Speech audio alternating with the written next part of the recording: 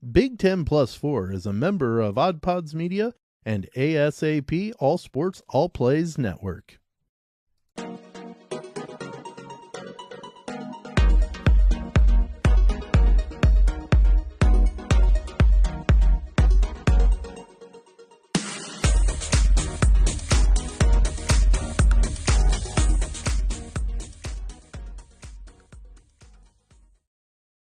Hello, good morning, and welcome into Big Ten Plus 4. We bring you college sports with a Midwest perspective. We are blue collar and blue blood. I am Sam Sprunger. I am your host today. Dalton, not normally on a Friday. I know he'd been here the past couple of Friday or Friday or two. Not his normal day. Wednesdays are normally his day. He was here on Wednesday. We got to talk to Mike DeCourcy and talk a lot of bracketology on the men's side. Wanted to dive into a little bit of what he had talked about as well a little bit down the road. A lot happening, a lot of positions being jockeyed, games results from last night and the night before and things like that. They're kind of filling out where teams can finish. We're going to look at the men's standings and the women's standings as well. A lot happening. So games last night, big game in Champaign on the men's side. The big game in Champaign on the men's side, Northwestern traveled to Illinois to play the Illini. And oh my goodness, this was a game of two halves. The game of one and a half halves and a half of another, because Northwestern came out with some fire. They held a good lead for most of the time. Boo Buie absolutely exploded and went off in the first half, scored 22 points. I do believe he only missed a couple or three shots total in the first half. Just a great first half of a basketball game for Boo Buie and Northwestern.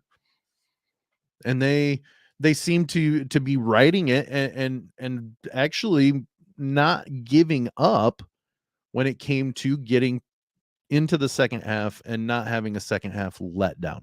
It didn't appear anyways. And I mean, 10 minutes left in the game, they're up by 14. And that's when Terrence Shannon Jr. scored 14 of the last 22 points, I think, for Illinois. Scored 24 of his 26 in the second half. He outdid Boo Buie. Now, Boo Buie, 22 in the first half. He still had 13 in the second. But Illinois at that 10-minute mark turned it around and was able to pull out the win against Northwestern. So that does a lot in the grand scheme of things, I guess. That now makes it a 2-game lead for Purdue, and we'll look at the standings again. Like I said, it's a 2-game lead for Purdue, so that puts a lot of incentive, even more incentive, for the game against IU on Saturday. A lot of conversation going on with our topic from Wednesday with Mike DeCourcy about the freshman of the year. We have a Twitter poll up. There's still a few days left of it, so I want to share that. Is you go to Big Ten Plus 4, you got to spell out the plus at Big Ten Plus 4 on Twitter. You'll find our Twitter poll at the top of our page. Okay, you will, and it's simple. Who do you have as the Big Ten freshman of the year? Your choices are 3 players and then the infamous comment below. But we have Braden Smith from Purdue, which Mike DeCourcy and I both think that is deserving of the freshman of the year. Fletcher Loyer, who is, many argue that he's the better freshman on Purdue. So Braden Smith isn't even the best freshman on his team. So how could he be the freshman of the year? We've explained it. I've explained it multiple times. Mike DeCourcy spoke about the same thing. He's got his hands in so many things. And they're producing at such a very high level and productive level that we both think that Braden Smith holds the award. Dalton mentioned after Mike left, he brought up Jalen Hood-Schifino, and this is an interesting one as well because he averages more than Braden Smith. They're comparative on their stats. Very comparative. They both play the same position. If you were to tell me Jalen Hood-Schifino is your choice for freshman of the year, I would not argue with you. But at the same time, I feel that Braden Smith and the expectations of Purdue and what he has done as the floor general on a team that wasn't expected to do what they are doing this year has garnered him more favor to be the player of, or the freshman of the year. I'm not saying Jalen Hood-Schifino is dog food here. He will be playing at the next level, probably relatively soon. Brice Sensabaugh was brought up. He was one of the others brought up in some of the conversation from this Twitter poll that just went up yesterday, and it will end on Wednesday. So go vote, put some comments in there. Absolutely, tell us what you think. Brice Sensabaugh was brought up. How can you say it's not Brice Sensabaugh? Well, tell me why. And if you remember, Dalton was very high on Brice Sensabaugh, that he was Dalton's freshman of the year pick at the midway point. Since then, Dalton's went away from Brice Sensabaugh. Now, I'm not saying that you're right, wrong, indifferent if you still hold on to Brice Sensabaugh being your freshman of the year. But at some point, you have to take team performance as well as personal performance. You can go 5 for 5 and lose the game. You can go 0 for 5 and win the game. Which one are you happy about? Now, you're not happy that you went 0 for 5 necessarily, but you're happy you get the win. Okay? I understand that there are different motivations for each player. But you know what? When it comes to an award, freshman of the year, my strong feeling is it's not the one that's going to do the best in the NBA, because the Portland Trailblazers thought Sam Bowie was going to be better than Michael Jordan, or at least they took him ahead of what many and most people argue as the greatest player ever to put on basketball shorts.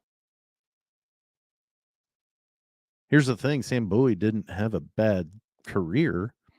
I posit that they made the right choice because they wouldn't have had room for Drexler and Jordan at the same time. Not the argument I'm making here, but you can't always hit the right environment, the right team, the right players surrounding him, getting drafted to an NBA team. Just like there's chemistry issues that keep you from being good or finishing 3-13 in the Big Ten, or being 3-14 in the Big Ten at this point. You've got to take team performance at some point into the consideration. Braden Smith mans the team that has spent the most time at the top of the polls this year. They are one of the highest seeds in the top 16 reveal by the NCAA. He is the floor general. Loyer Malloy is a great freshman as well. Honestly, if I had to rank them right now, it would be Smith, Schifino, Hood-Schifino, and Sensabaugh, honestly. But that's not taking away. And you know what? Who am I? But I'm giving you my reasoning as to why. Now, Fletcher Loyer could easily get back into my top 2, top 3, because if he starts lighting up some shots in the next couple of games and really pushing Purdue in getting wins, then you may be looking at Loyer pushing the envelope and making it a discussion on whether Smith is the better freshman on his team, let alone the Big Ten. Hood-Schifino is very much in this play. Very much. But it's hard to argue when they're so close, I give the edge to Braden Smith. If you give it to Hood-Schifino, you are more than welcome to. I don't agree, but that's fine.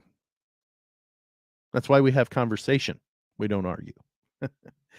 So it's very interesting, these storylines that we covered with Mike DeCourcy on Wednesday. And I wanted to share the Northwestern storyline, and we just talked about Northwestern and that they lost in Champaign last night, but it doesn't take away the fact that they are now, I believe, tied for second in the conference, when many people thought this Chris Collins' last year, and they were expected to be maybe 13th, maybe 14th even in the conference. And here they are sitting 2 games back with 3 games to play. With an outside chance of winning a Big Ten title, and that's a pretty impressive thing. So let's listen to the first portion of Mike DeCourcy talking about Northwestern. Talk a little basketball here, and much to what Sam just said, Northwestern's the story right now. I mean, given the context heading into the year, a lot of people thought this might be it for Chris Collins, and he, maybe on the way out the door, they lose Pete Nance, they lose Ryan Young to a couple of ACC rivals, and for them to be where they are right now, how do you explain the resurgence for Northwestern? Well, it starts with Chris Collins being a very good basketball coach. He is. Getting the right mix of players there has been a challenge over the seasons. And so they had the right mix in 2017, and they should have had the right mix in 2018. I don't think that offseason between 17 and 18 went very well. I don't think anybody really locked down in the way that they needed to, so that they could push it forward. Okay, we got to the top of the mountain. Well, there's another peak.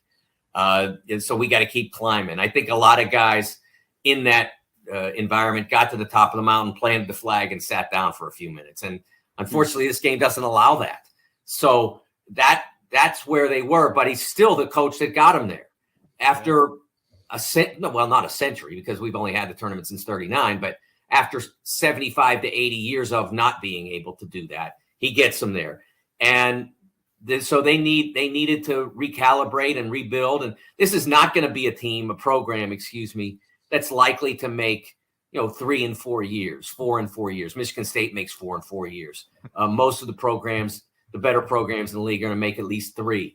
They're going to be a program that if it's ideal, they're going to be competitive year 1, highly competitive year 2, NCAA tournament possible year 3, NCAA tournament for sure year 4. That's how that program would be optimal, because it's not easy, because you need to build, and because it's not easy at Northwestern to bring in a lot of transfers.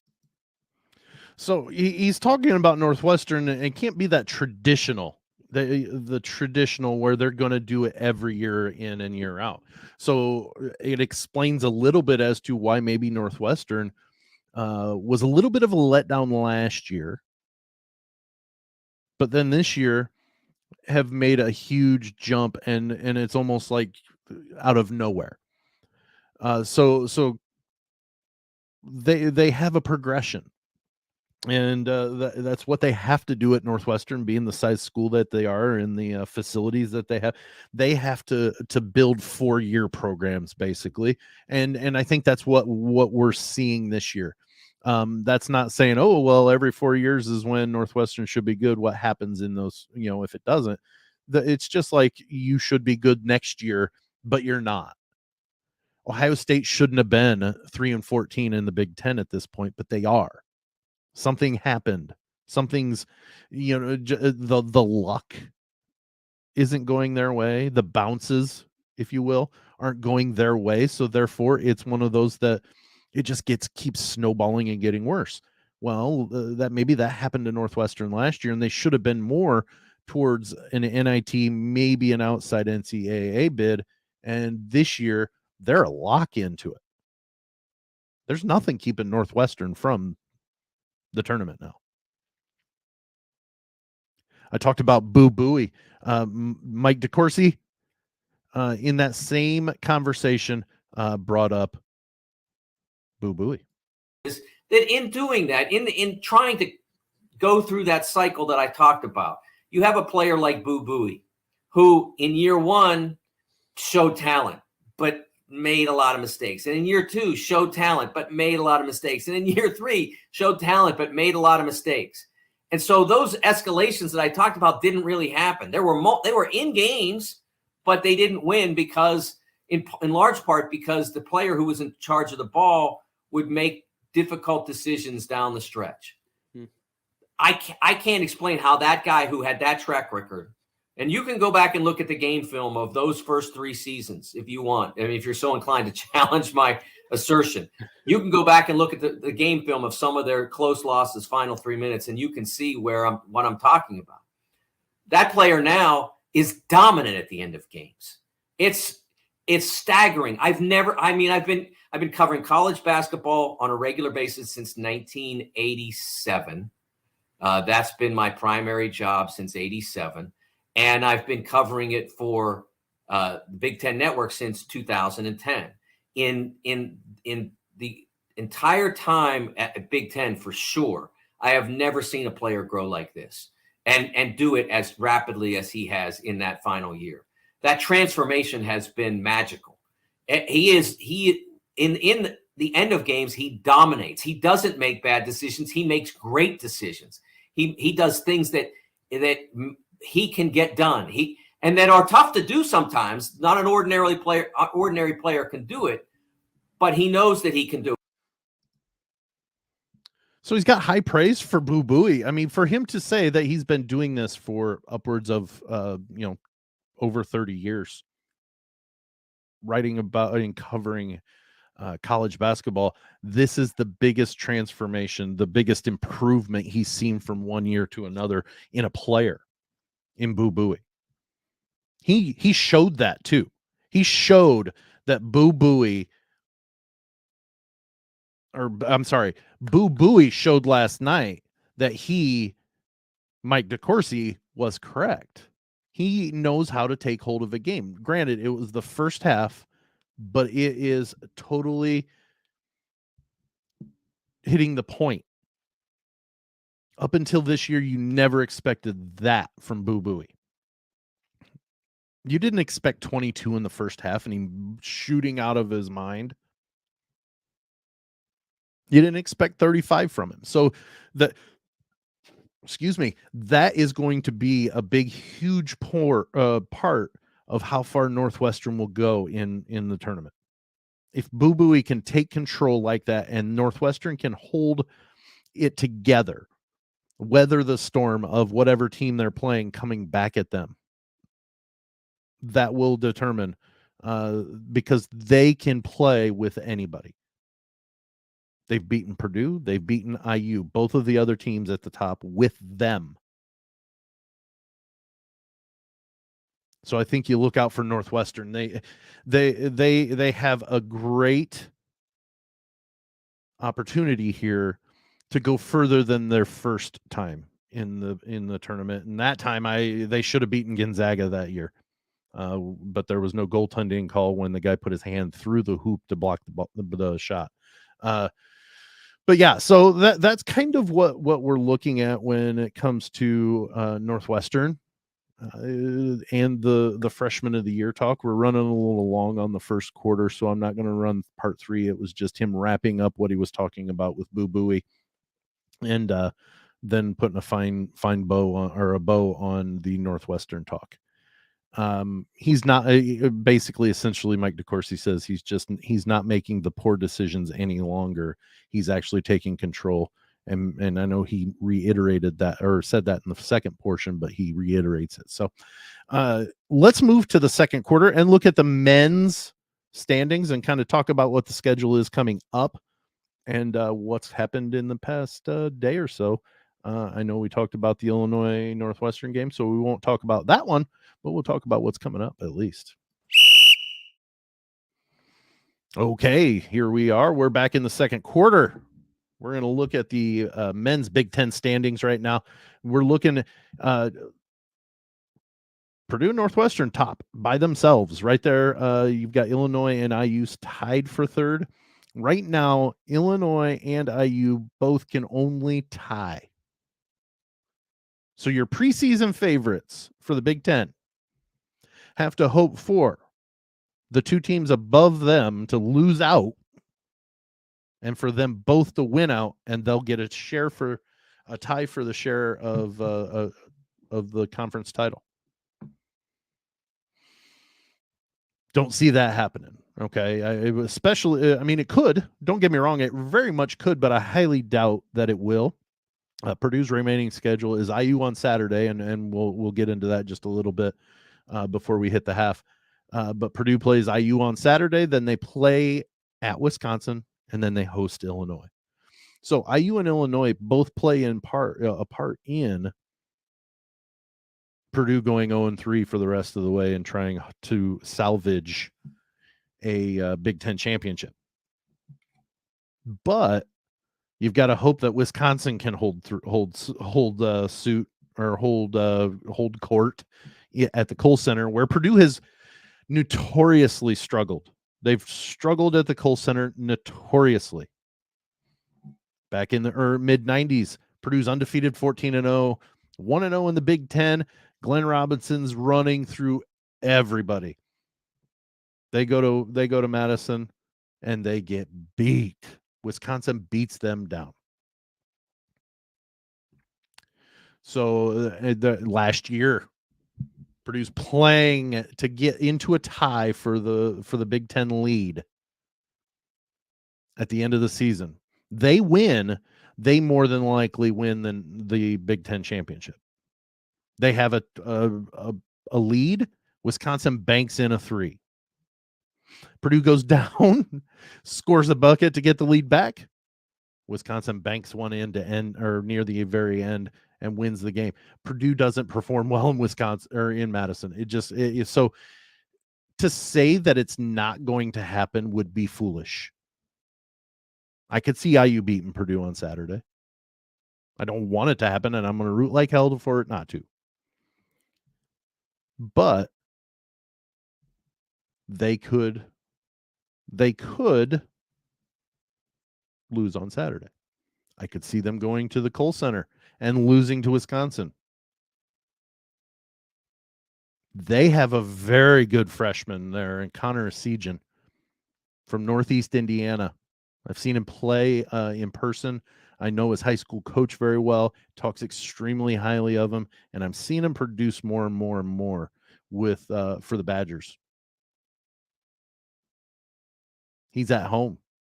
He gets a hot hand. That could be trouble for Purdue if Purdue doesn't do what they've done all year.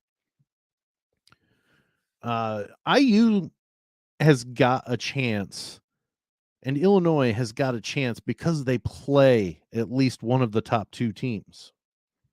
I'm not well versed in the Northwestern schedule, so let me pull it up real quick. They have Maryland at Maryland, could be a loss, and if if they lose on Sunday, if they lose on Sunday, it clinches a tie for the conference championship for Purdue, no matter the outcome of Saturday's game. If Purdue wins Saturday, they clinch a tie. If Purdue wins Saturday and Northwestern loses on Sunday, that clinches the whole thing for Purdue. It'll give them a 3-game lead with 2 games to play. They win it outright. So by Wednesday, when we're on again, Purdue could be the outright champion of the Big Ten for the men with a couple of games to play. It's a good position to be in. But if they were to beat Maryland, let's say they beat Maryland, they've got Penn State at home. Luckily, it's at home. That's senior day for the Wildcats. They play at home against Penn State. Jalen Pickett is amazing. He had a great game against Ohio State yesterday. Penn State wins, stays in the hunt. They're 8-9. They're 10th in the conference and 8-9. They could jump up there And granted, they're not going to jump up to the top half to a first day bye. But right now, with the way things are looking, Wisconsin plays on the first day, Penn State plays on the second day. So they have to keep winning. So this game against Northwestern is big for Penn State as well. They're not just cruising along waiting for the tournament. That one-day bye is a huge thing. And I know, in the words of Mike DeCourcy, Penn State's not going to let the ball not go through Jalen Pickett's hands when they need him to do so. And you know what? There's not many in this conference that I would argue should have it over him. I'm not saying there isn't anybody. I'm just saying there's not many. If you need a big shot, Jalen Pickett's the one you go is at the top of many people's lists. Maryland hanging in there.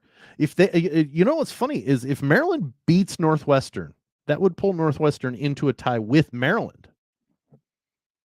And they're tied with IU and Illinois. So like if Maryland keeps winning, and I'm sorry, Northwestern wraps up at Rutgers on the 5th of March. But Maryland, if they keep winning, they could end up the number 2 seed. This is that's the crazy thing about this is just one win flips a lot. 2 wins flips a lot. Oh yeah, Northwestern on the 26th. So on Sunday is when Maryland plays them. Then they go on the road at Ohio State. Very winnable, even though it's on the road and Maryland tends to struggle on the road. That's a very winnable game. That's a good game to have on the road. And then at Penn State, that could be a difficult one for Maryland. They might want to watch out there simply because Penn State plays a heck of a lot better on the road. And we just talked about Jalen Pickett, and they need these games. This is such a huge week and a half left of the season. Purdue and IU play tomorrow. That's going to rule the weekend because of it being number 1 against the team tied for third in the conference. They have conference ramifications, championship ramifications. They are both ranked, and oh my goodness, they're also arch rivals of one another. It's all adding up to be a really, really big game on Saturday at Mackey Arena. Purdue's got the home crowd. That's a big advantage for this game. I was watching something on a reel put out by Big Ten Network. And they were asking all the coaches, toughest place to play. They showed 10 of the 14 coaches in the conference. 10 of the 14. One being Matt Painter. 7 of those 10 said Mackey Arena, including Tom Izzo and including Greg Gard. Now, there was a Breslin center in there, Juwan Howard, that said the Breslin, which I wouldn't argue Breslin being at the top of the list as well. And I also wouldn't argue Juwan Howard saying that because that's the arch rival going into. It always gets just a little bit louder when it's the arch rival. So Mackey's going to be rocking Saturday. So IU's going to have to deflate the crowd quickly. And instead of doing what they did in Bloomington and letting Purdue back into the game, they got to keep their foot on the throat and keep the foot on the gas. There's no time to cruise. And you know what? You can say, well, Sam, that was Purdue. I understand that. But that's just it. If you develop that lead, you need to make adjustments to where you can at least quell it. Don't let it be a 1-possession game, a 1-point game with the other team having the ball to take the lead if they can make a shot after having a 15-point lead in the second half. It's a struggle, but that and that's a huge advantage IU has in Bloomington, and they allowed Purdue to play their game and get back into it and have the opportunity to take the lead. That's why I didn't panic after Purdue lost at IU. But it's going to be interesting to see where everything goes after tomorrow. Because tomorrow Purdue wins, they clinch a tie, which is kind of ironic that the IU women, which we'll talk about on the other side of the halftime break, the IU women clinched their tie or their conference championship, at least a tie for the conference championship against Purdue. So it's kind of full circle, and it was in Bloomington, and this would be in West Lafayette. So not saying that I'm not counting my chickens before they're hatched. I just know if Purdue wins tomorrow, they clinch at least a tie for the Big Ten championship. So tomorrow is very weighted. It's going to have a lot going on, and I'm really excited for this weekend. I'm also going to be keeping an eye out on that Northwestern Maryland game as well on Sunday. It's going to be interesting to see how that I still anticipate Purdue winning the championship. I don't think that's me being homer. That's me looking at it and going, okay, they've got a full 2-game lead with 3 to play. They're going to have a monumental meltdown while Northwestern is going to have to win some games, or IU and Illinois are going to have to run the tables. So that's a very or even Maryland. That's a very difficult, or Michigan. Jeez, oh Pete, I'm looking at all these 7 loss teams. They're all not eliminated. There are 7 teams technically still mathematically available to win at least a share of the Big Ten championship this year. Insane and crazy. I've never seen it this way. But I anticipate that. But 2 through 7, maybe even 2 through 10 could be completely different come the Big Ten tournament. So it's something to keep an eye on, and something to look forward to as we get closer to Selection Sunday, and see where these teams get seeded and get shipped out to for their first and second round games. I'm hoping some of them make it to the Columbus pod. So, but let's hit the halftime break, and we'll talk some women's standings and hoops on the other side of the break. You are listening to Big Ten Plus 4, hosted on Anchor and StreamYard. I'm Richie, a.k.a. Midnight Agent Raw. I'm Devin, a.k.a. Special Delivery Dev. We're the Super Media Bros podcast. And each week, we give a comedically informative take on movies, Music, television, pro wrestling, and much more. Check us out at supermediabrospodcast.com, Apple Podcasts, Spotify, or anywhere else that you can listen to podcasts. Shades on. We're off.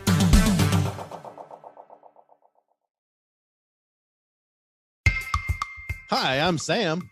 I'm Richie. I'm Little Matt. And here in the 500 Section Lounge, we are 3 dads who host a family-friendly weekly podcast. Yep, we laugh, we go on tangents, and we talk to great guests. Tangents? I don't know what you're talking about with that. You know there are gases leaking? All right, okay. Yeah, we have legendary conversations from sports to history and everything in between. So be on the lookout for what we do next. And always be there to grab a listen.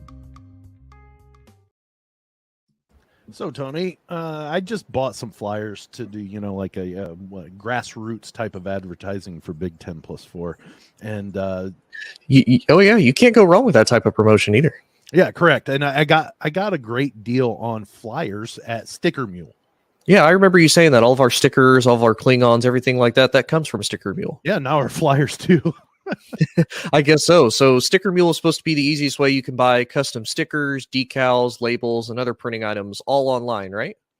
Yeah, order in 60 seconds and they'll turn your designs and illustrations into custom stickers, magnets, buttons, labels, and packaging in just days. They offer free online proofs, free worldwide shipping, and super fast turnaround. If you click on the link in the show notes, Herman is going to give you $10 off any purchase of at least $10. And you can start designing and order in minutes with Sticker Mule. Yeah, and thank you, Sticker Mule. All right, so we're going to go ahead and jump over to the women's side of the basketball in the Big Ten, and we have an outright champion. We talked about this on Wednesday. Dalton and I did. The Indiana Hoosier women have won the Big Ten championship outright. They won a share with their victory over Purdue last week, and then with the Maryland drubbing of Iowa, that clinched the outright conference championship for the Indiana Hoosiers. So first outright conference championship since 1983. 40 years. I was 3 years old. I hadn't turned 4 yet when they won last. Been a long time coming. And you know what? One of the best teams in the country. They're undefeated at home. They've only lost one road game, and it was a battle with Michigan State. Dalton will tell you every time that I use record comes up that one loss was Michigan State, but it was in East Lansing. So Indiana went on they were clipped on the road. Okay. And now I see why that's a little wider. It's 3 wide instead of 2. Sorry. Just recognized a graphic error. But my point on this whole thing, that's against ranked teams, not home record. My whole point on this is I think IU is setting themselves up to make a long run in March. Do I think they're going to win the national championship? I don't know. There is a lot more parity in the women's game now than there was in the past 20 years. I don't know that you're going to see 100+ game winning streak like you did back when UConn did it back in the early 2000s. I think there's getting to be more parity. The exposure that players are getting at different schools is becoming more and more easily accessible for everybody to see. So you don't have to go to the Tennessee. You don't have to go to the UConn. You don't have to go to the Baylor, the South Carolina. You can go anywhere and put together a good team. And now the exposure and things like that, they're all helping the parity in women's basketball. And I think it's great because it's making the Big Ten, especially for the purpose of this conversation, making the Big Ten so stinking exciting. If you look, the 4th best team, Ohio State, is 12-5. You go down to the 7th best team on this list, Purdue, 9-7. Like they're jammed in there. Then you have the top 3 that are jammed in together within 2 games. Granted, there's only one left to play. I get that. There's only one left to play. They can't be caught, but they're packed in there. There's 2 games separation between the 3rd best team and the 4th best team, which isn't a lot, but it's enough to say, okay, those top 3, they're it. They're the cream. Then you've got the good stuff right under that, and it's a good packed conference. Nebraska hanging out over there on the other side at number 8 in the conference. And you know what? They had a whale of a game, and I'm trying to pull it up here really quickly. Illinois. They beat Illinois. They thumped Illinois in Champaign, 90-57. That is a big statement. And Illinois is good. You look over on the other side, they're 10-7 in the conference, 20-8 overall. Nebraska went into Champaign and just laid it to them. 33-point win for Nebraska in Champaign. We talked about how insanely odd it is to see a team on the bubble with a 15-13. Well, at the time it was 14-13 record. That doesn't happen. But here we have Nebraska, and they are coming hard. They're coming hard. They've got one more game left in the conference regular season. It's against Northwestern. They should win that. If you look, Northwestern's at the bottom at 2-15. Not saying it's a gimme. I'm not going to say that they're absolutely no problem going to win, but it's in Lincoln against Northwestern. Should be a win for Nebraska. Then they go into the tournament and play. They get a couple of big wins. They're all of a sudden sitting at 19-13. I think that locks them in. If they can win against Northwestern, which they should, and then they go and they get a couple of wins, at least one, maybe, to separate that wins and loss totals, I think they'll be a lock. So this is going to be a fun weekend for the women just to see where the final seedings come, because you got Rutgers could, or Wisconsin could supersede Michigan State. And if you look, if you notice, Purdue and Michigan State are both at 16 games. They both only have one remaining game on their schedule, because the game that against between them was postponed, and I don't know that they're going to make it up. I don't know that there's enough time to make it up, and unless it matters on seeding, I don't know that they will play it. I don't know if they've announced that they have, or that they are not intending to play it. I'll have to text Dalton and see. But my whole point on this is it's a conference that there's a lot that can happen. And Nebraska's sitting at 7-10, top of the bottom half, but 7-10 overall. Best they can finish in the regular season is 8-10. They're 15-13. The best they can finish overall is 16-13. If you look at their overall record, it's going to be very interesting to see how this tournament plays out. It's just going to be very interesting to see. So let's move to the fourth quarter. I've got a fun headline, I guess, a what if headline for today, and then we'll get out of here. So let's move to the fourth quarter. Okay, so we are in the fourth quarter. We're going to be doing our oh shoot, there we go. We're going to be doing our headlines. This is where we do our headlines. So what we're going to do today is just mine. It's just mine. My headline is from the Sam Sentinel, and let's take a look at this. You are looking at, wow, let's stop that. I'm sorry. Let me work on that while I talk through my headline here. This conference is going to get much bigger. It's going to happen. It's going to be a expansion is going to happen. It's looking more and more like it could easily be more than the 16 that we've got.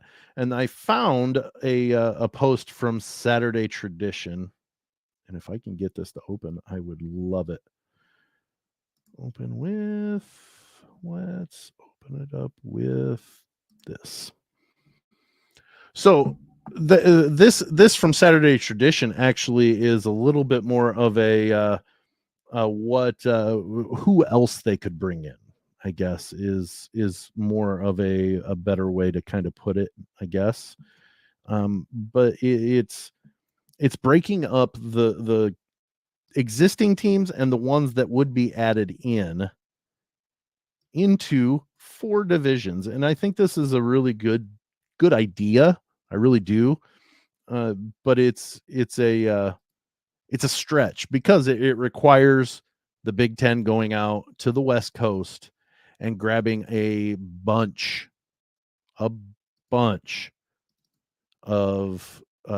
Pac-12 teams. So let's take a look at the thing here that I've got, and I apologize for this being so choppy. It was I was trying to find it, and then I couldn't find it, and then I finally found it and thought I had it. But let's take a look at this.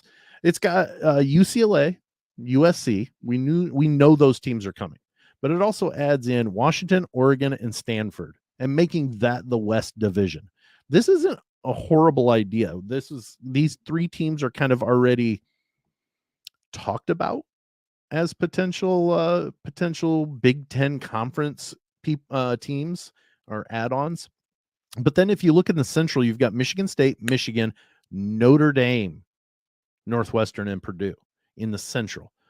This takes a very conscious way of breaking it into these divisions. There's no real overlap. There's no overlap as far as I can see, can envision in the map in my brain. There's no overlap to where, well, shouldn't Michigan and Michigan State be in the East? No. Ohio State is that line, and you would still put Michigan and Michigan State into a different division. I love this. You're breaking up the two most powerful ones traditionally in the Big Ten and putting them in different conference or different divisions. You're putting a historical blue blood with one of those, and it matches geographically. You get to maintain. Michigan and Notre Dame will play every year now, and it's built into the schedule, so you don't have to figure out a date or years that it works best for our schedule. It will be done for you. The Big Ten will put this into your schedule. I love it. I love that this is at least even a thought, right? The Big Ten has aspirations of going into and being the conference. If you're going to add, and honestly, if you add Washington, Oregon, Stanford, and Notre Dame onto UCLA and USC, to me, this is the best conference. And I'm talking in sports, not necessarily just football, but it's going to be really competitive in football, and it will be really, really good in basketball and the other sports that they already compete at a high level. Obviously, Washington, Oregon, Stanford, and Notre Dame all have to be added in. They all have to be not coerced, but convinced that the Big Ten's the place to go, and the Pac-12's not the place. It's not going to turn out to be much. And the Big 12, they're the Big 12. You come to the Big Ten, we'll take care of you. It's a big media deal for it, too. So I think this could be a very exciting revelation if they were to be able to go and make a move and put in and get those 4 teams. I think the Big Ten, it's in their best interest to do something like that and get some really, really big programs to join the Big Ten on top of what they already have. And you will have a historically dominant conference. And I'm not talking historically Big Ten, but a conference that has teams and programs that have historically been the best. So you'll have the conference that's probably the most successful historically. And goodness gracious, the way things are playing, those teams are going to be bears in the future. I still think it's a mistake if the Big 12, I guess if the Big 12 is going to stick around, maybe, but I'm still really surprised that the Big 10 hasn't. Maybe they have and we just don't know it, or maybe it just didn't pan out for them, but I'm really still surprised that they haven't gone after the state of Texas and somebody like Baylor, to where, yeah, they're really good and everything, but I think it's one of those that I don't know. I'm rambling, but that is the Sam Sentinel. Apologies again for that taking so long and being kind of choppy, but I thought I had the graphic ready, and it decided it wasn't going to cooperate so much. But that is the fourth quarter. Well, that brings us to the point of everything going on with Big 10 plus 4. Where can you find us? What when do we stream? All that fun stuff. We're pretty active, at least on the Twitter. Pretty active with announcements and content. One thing you don't see on here, and I'll go through this list and then I'll tell you what you don't see on here as well. Excuse me. You can find us on Twitter, the TikToks, and the Instagram. It's at Big 10 plus 4. You got to spell it the plus. You cannot put the plus sign. That won't work on those social medias. But if you go to Facebook, the Facebook will let you type in the plus, type out the word plus. Either way, you will find us, Big 10 plus 4. We are on Odd Pods Media, where we are the only sports show on the network But Odd Pods sounds weird, right? Well, we've got a British panel game show. We have a show that talks about Weird Al and beer combined, not Weird Al wearing beer, but like they talk Weird Al while drinking beer, and then they talk about the beer that they're drinking. Beer in Front, which is a gentleman in Chicago that covers all the great beers that people suggest to him, or Chicago breweries as well. We have a music podcast. We have a pop culture podcast. We have a couple of conversational interview style shows. It's a great network. ASAP, the All Sports All Plays Network. We are streamed twice a week on ASAP. Thank you so much to ASAP for that. They have now gotten an app. So you go to the Google Play Store, the Apple App Store, whatever it is called. I don't remember what it's called. I don't have an Apple device. So, but go to either one of those stores, download the ASAP Network app. It's under construction a little bit. You can still get a lot of good content, video clips from shows, recorded portions of shows and whatnot. But shortly down the road, we will have live broadcasts on there through our TV channel that you can go to Amazon, Roku, anywhere that you can download streaming television channels. We are on there as well. If you don't want to do that, or you don't have the app on your phone or your television, you still want to watch us, go to Spotify, grab the video podcast or video cast of that day's show. Wow, I packed a lot in there. You can find our podcast anywhere that you listen to podcasts.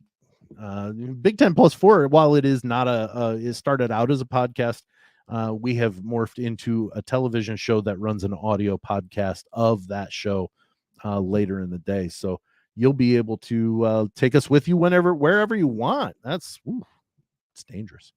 But anyways, that is the show for today. This week, we're wrapping it up. Next Wednesday, I wanted to mention next Wednesday, Dalton is going to be in Minneapolis for the women's Big Ten tournament. So I've got a guest host. Tony is, we were hoping to have Tony today, but he had a flight come in late, so he wasn't able to get on today. He's still kind of in flux, so we're still working with him on that. But I've got a guest host. It's Game Day Gabby from, she is a contributing writer to Hammer and Rails, a Purdue entity, I guess, or they cover Purdue sports. We're going to talk some men's and women's basketball. Obviously, it's the season, but by then we'll have a finished bracket for the women's side, and for the men, we may have an outright Big Ten champion, or we may still be in flux to where we don't have even a share for the Big Ten championship yet. We don't know. We're excited to be able to see that, but Game Day Gabby, she will be with us on Wednesday to talk about all the happenings of this weekend and kind of look forward into the weekend next week. So from Big 10 plus 4, Tony Hollinsworth, who's not in today, and we're hoping to get him back as soon as possible. Dalton Shetler, who is normally out on Fridays, but is out with the Big 10 women's conference tournament next week. I'm Sam Sprunger. I'll be here. I'm pretty consistent, but I'll be here. And for all of us here, thank you so much for joining us. And you know what? We'll see you later.